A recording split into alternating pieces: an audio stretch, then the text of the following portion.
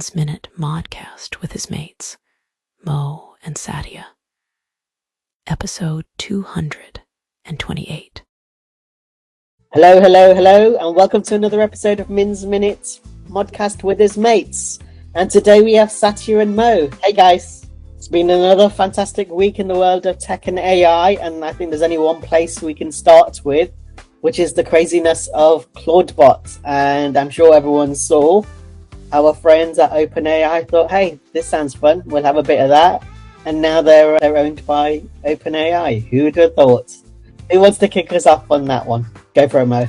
All right, I thought Satya was going to say something. Good, I'll go for it. Yeah, so it's really interesting that a developer just working on their GitHub repo just basically bought themselves a job, I would say. Like, it's getting your job, and as you know, all know, like these days it's really hard to find jobs. So many applications, so many unfortunate layoffs in big companies.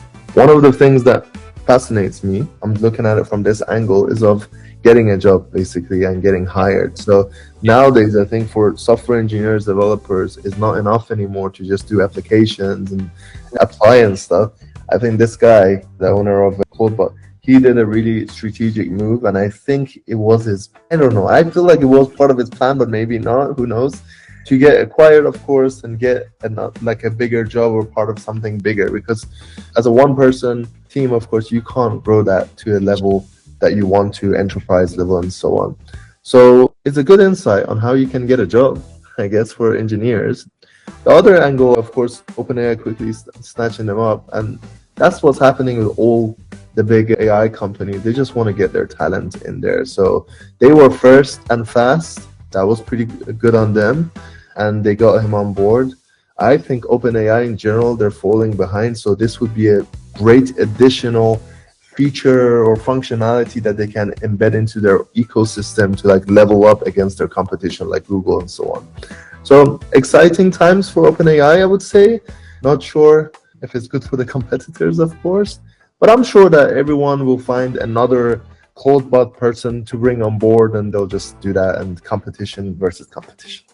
I had two observations on this whole topic. One was, as you said, Mo, it's a great way to kind of showcase your skills to the world and probably become a billionaire overnight, right? And the first one was that you might have seen that they were like the fastest growing, number of stars on GitHub. What was it like? God knows, it was like ridiculous.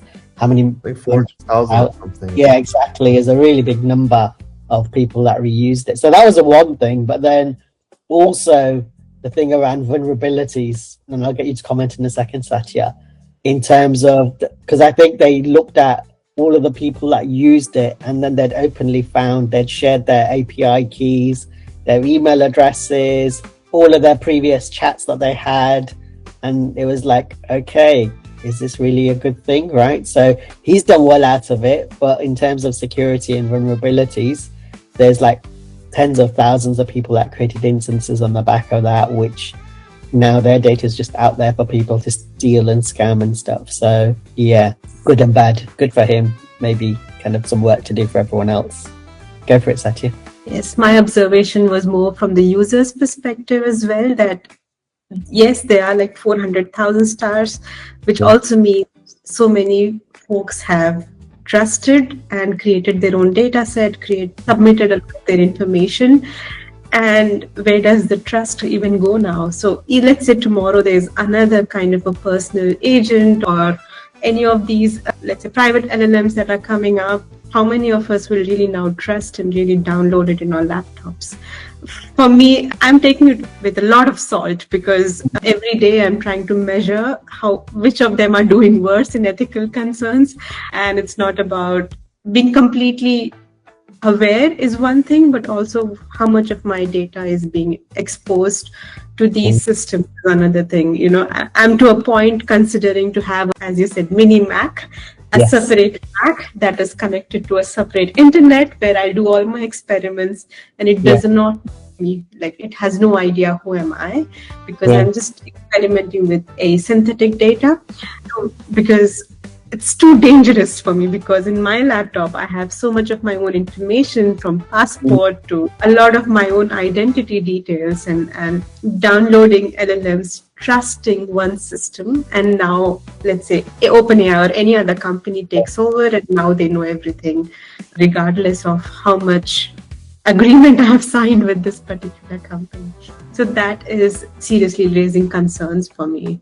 And it's no longer, again, about talent war, it's about content war. I feel like, how much of the data do they have? How much of the content do they have? How much of the data can they train on? And yeah, that's for me a little red flag that's at the moment. Claude.ai has been acquired. By whom? Is our data safe? It's exposed.